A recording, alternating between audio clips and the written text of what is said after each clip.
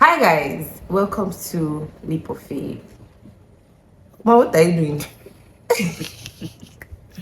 Oh, you editing that? I'm not going to edit anything. You edit too. Okay, welcome to Leap of Faith. I have a guest, a very special guest.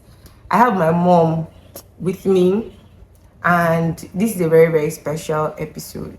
I have my mom with me. And before you say, why is your mommy light skinned? It's not only one person that used to give birth, please, to children. It takes a man and a woman. So I carried my father's color. Thanks, and God bless.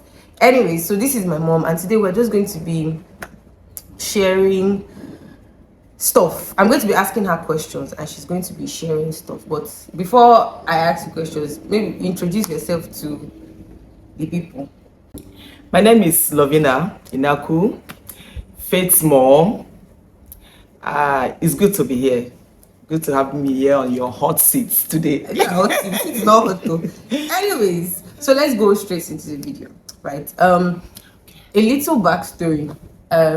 Like few years ago, like 8 years ago now, I found out I was pregnant, and I think my mom was one of the first set of people to know that I was pregnant. And over the years, I've seen her manage this entire thing with so much grace, and strength. I think that my mom is one of the strongest women that I know.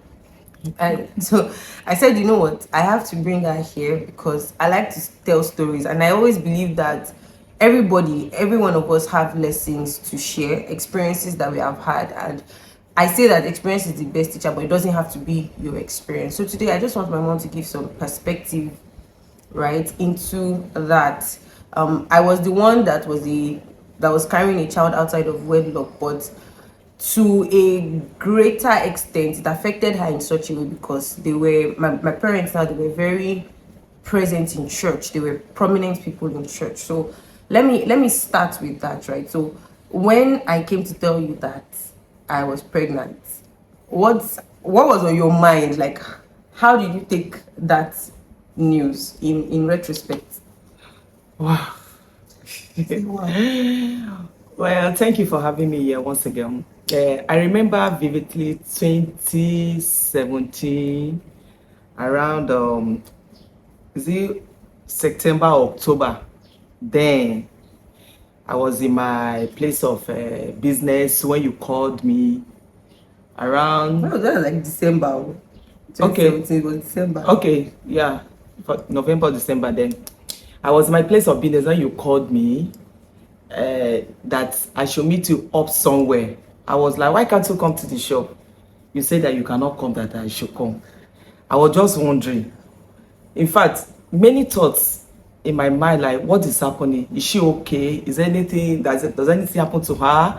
I was just thinking, even when I was very busy in the shop, but I just have to tell my girls in the shop that I am coming, that they should take care of the shop. And between where I was to where I was to meet you, it's just about 10 to 15 minutes drive away. But that 15 minutes to 20 minutes drive away, like, it seems like a whole day. Yeah. A whole day. The thought of what is happening, what happened, why are you telling me to meet me somewhere, so if you to come to the shop to meet me. I remember that day I didn't drive. I have to take a keke or bus to meet you. And when I came there, I remember it was Sweet Sensation that we met that day. I came there, I saw you, you were okay, you were sitting down comfortably, but that smile, your usual smile, I didn't see it on your face. So I was like, Faith, what happened? Are you okay? You now asked me to sit down further. I should calm down. I should calm down. And I said, calm down. You asked me to come and meet instead of you to come to the shop, and you are telling me to come. Tell me what you want to tell me. So I sat down. After much talk, I sat down. You now open up. Remember when you told me that you were pregnant? I didn't say anything for like 5 minutes. We were just staring at each other. And after some time, I said, excuse me. I remember going to use a ladies, just to go and use myself. And when I got to toilet, then I locked myself in the toilet. Thousands of thoughts. I was like, What's she saying? What was she? What is she trying to tell me? Who is responsible? Remember, I didn't ask you any question. Who is responsible? Church girl. How will I tell daddy? Is the person coming to do something for me to know how to cover up? I thought about all those things. Then I came out of the toilet to come and meet you. That is when the real discussion proper started. Okay. I asked who is responsible. You told me, and after that, after much talk, I remember going back to toilet again. Not for anything. I just needed that time to just think about some things. I now, when I got to toilet, I look at the mirror in the toilet. I was like, Lovina, you are going to be a grandmother at this young age. I was happy. What people are praying for. Yes, I was happy. At that word alone, I was happy, but at the same time, I was sad. I say, yes, I am happy. I'm going to be a grandmother at this young age. But what will people say, especially your younger sibling? How will I tell them? How are we going to handle this? Then thinking about church. Church, because I remember then that you were Youth president. Yes, in the church, the choir, everything. You were participating in all those things, and a lot of youths look up to you. So those are the thoughts that was like that moment. Okay, so going back to you said a lot of things. Oh, what will people say? What will my siblings say, and all of that, right? I know that. I mean, it's already been 8 years since this thing happened, Yes, right? yes. So, I'll still go back to asking you questions about the pregnancy and all of that. But let me ask a question from that place. In these 8 years, right, and going through everything that you have gone through and all of that, do you think that if something happens now, the first question you ask yourself is, what will people say? Never. Why? What people say doesn't matter. It doesn't count in my life any longer, because I've come to realize that even when it is okay, when it is good, it is bad, they will still talk about it. So what's the point? I don't use what people say to judge myself any longer, or judge anything around me any longer. I remember telling somebody, even in the church, that we only judge what we see. What of those people that their children are committing abortion and everything? You people do not know. You people do not see those things, those ones. But the person that have decided, this one, no, I'm not going to kill. I don't want to offend God. Bring a life to the world, and you are judging that person. And the woman look at me and say, yes, it's true. It's true. He say, even all those people that are judging others, do we know what they have committed at the back? The atrocity they have committed, that they have covered up, that is only God that can judge people, not we human. So basically, like Jesus said, the person that is without sin, let the person be the one to cast the stone. The first stone. Yeah. Okay, so now going back to your pregnancy. So, I mean, that happened. I broke the news to you, and I think I remember that day very well. I was telling you that. I think one of the things you said to me was, how am I going to tell your daddy? And I said that you should not tell him anything, that I will handle it by myself. And that was what led up to, I think this thing happened in December. I did not say anything to daddy until February. Okay, yeah.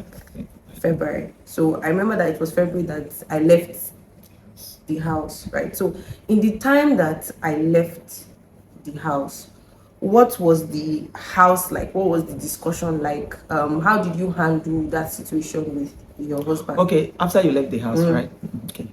After you left the house, I remember you dropped a note, a letter on his shelf that morning.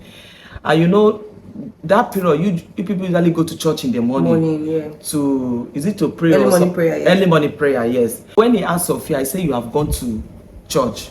So when the rest people came back, I was like, where is Faith? He affects us, where is Faith?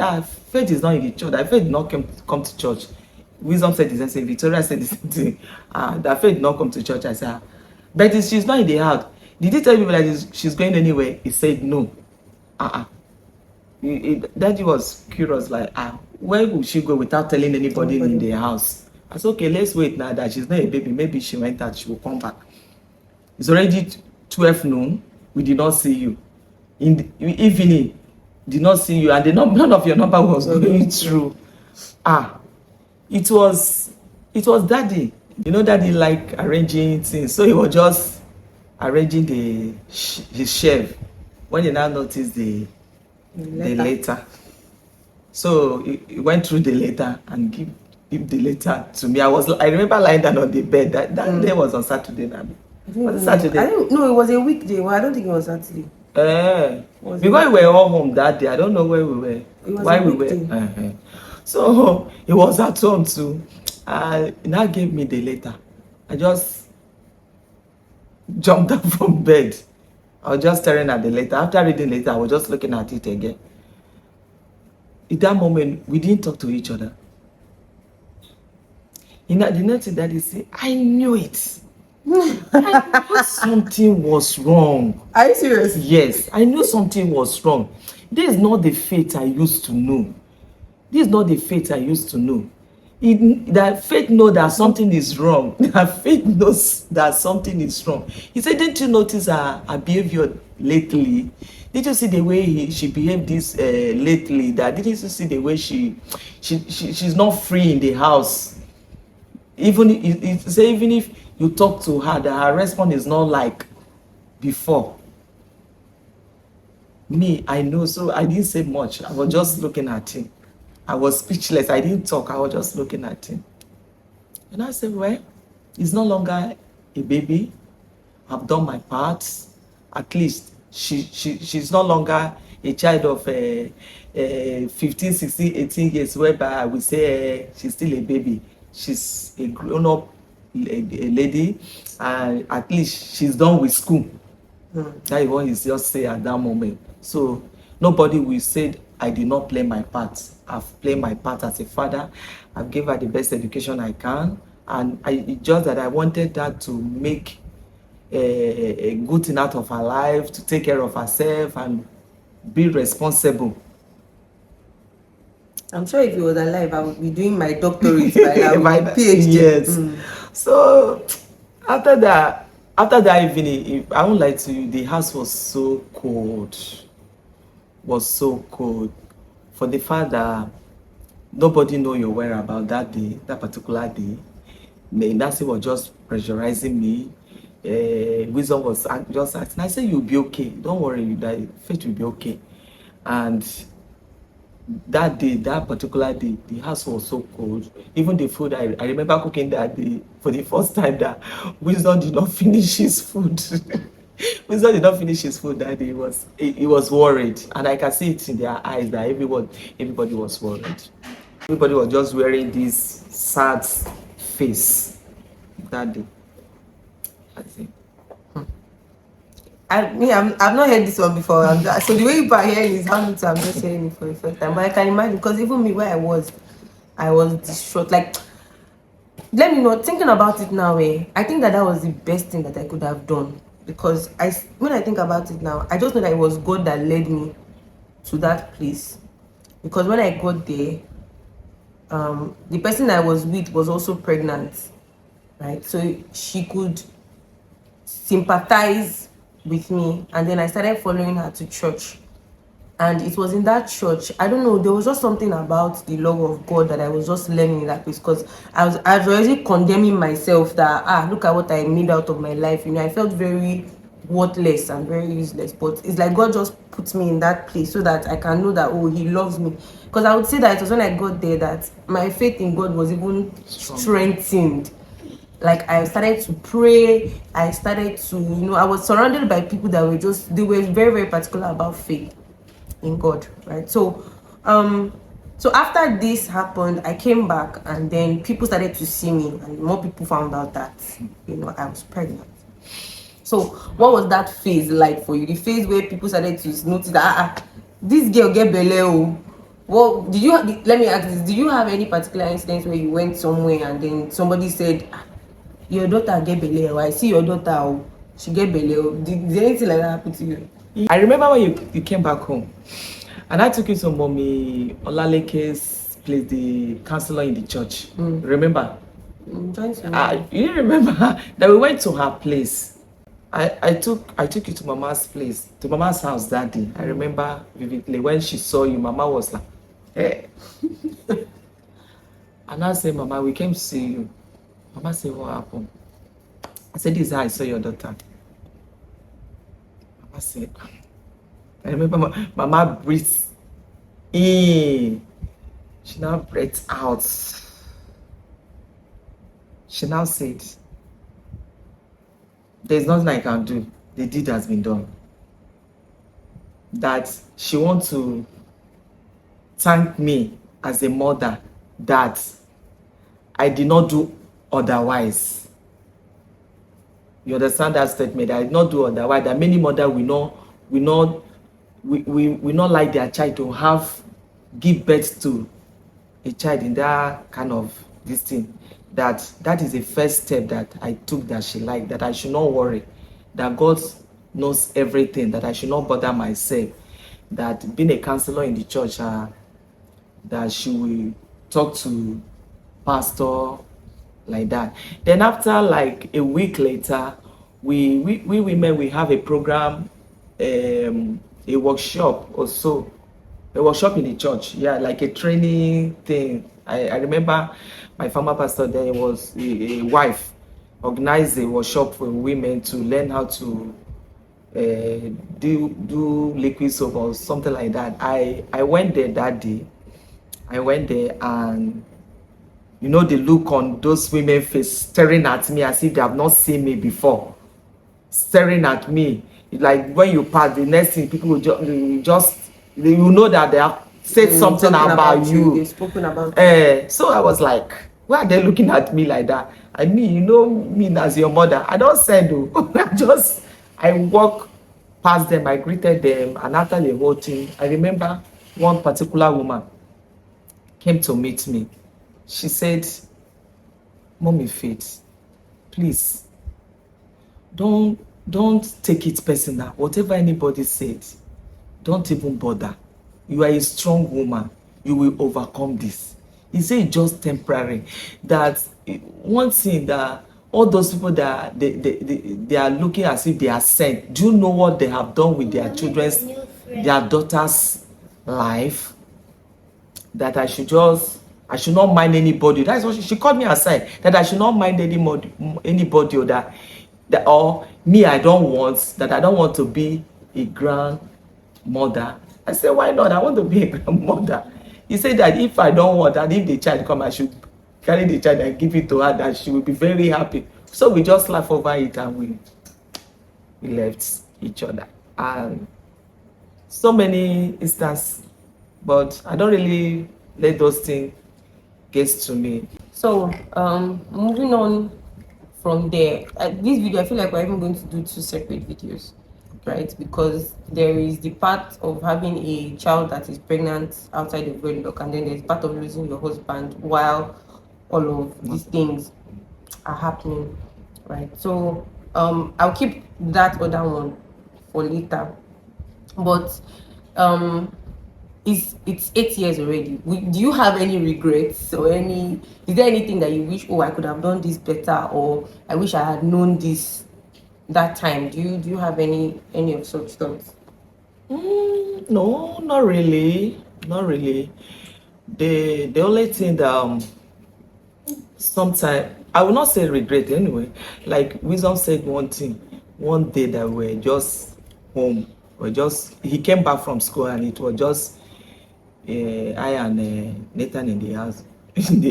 He now called. We say, "Where is Benita?" And I said, "Benita has gone to church." And it's only I and Nathan that was at home. Was like, "See, mommy, you can imagine that can you imagine only you being in this house alone without Nathan? Then the place will be so boring for you." I say, "Yes, so that God have a way of doing things." And because Nathan always kept me company, make me to do some things that ordinarily I wouldn't have done. But there's no regret. To me, there's no regret. I'm enjoying it. Come now, come and say hello. Stand up. See your face.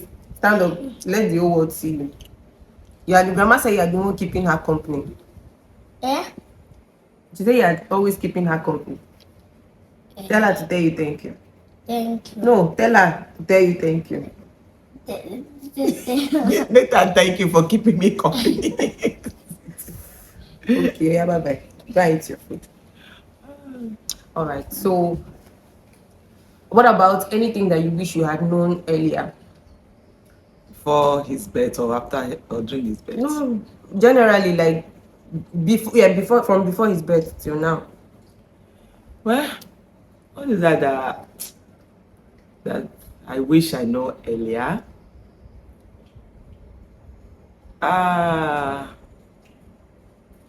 Well. I wish I am more is it more careful or more close to you as later mom, more close to you than we were then. I wish we were that close, very close.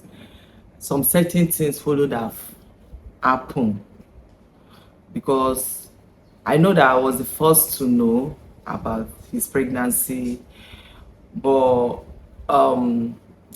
being your mom, I feel that maybe I did not play my role well before the issue of the pregnancy came in. Maybe I did not play my role well, I should say. I don't think that's the case. So I think that what happened at the end of the day, like you said, right?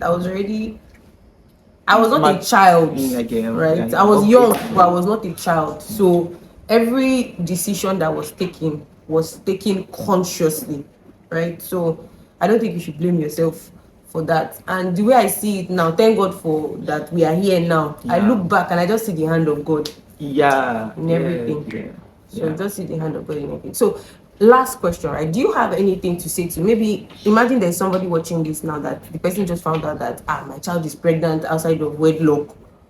What am I going to do? Do you just give a word of advice to that person? To the mothers out there, one thing you should know is this. One thing you should know is don't live your life according to what people will say. Because no matter what, people will still talk about it. And to the young girls, if, like they said, the deed has been done, please don't do anything contrary. First, don't take a life because you cannot give life.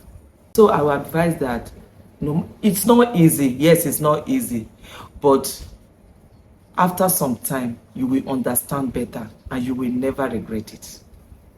And if there's anybody that is watching it that has already done an abortion, know that God is not condemning you. You can always come back. Yes, as far as missing. You can retrace your steps. And, it's never easy, to be honest. It's always easy to talk about it, but it's never easy to do it. It can be very hard, but that's why you don't keep things like that to yourself. You need to make sure that you are talking to the right people, not people that would give you, silly advice. But I hope that this video just gave you some perspective. You learned one or two things, and know that whatever it is that you are going through, every experience that you have, God knew it was going to happen to you before time. Even if it looks like to you like it's a mistake, God knew that it was going to happen, and He has made a way for you out of every of those situations. So thank you guys for watching this video. Thank you for coming to my hot seat like you called it. I will see you guys. Thanks for having me here. You're welcome. Bye.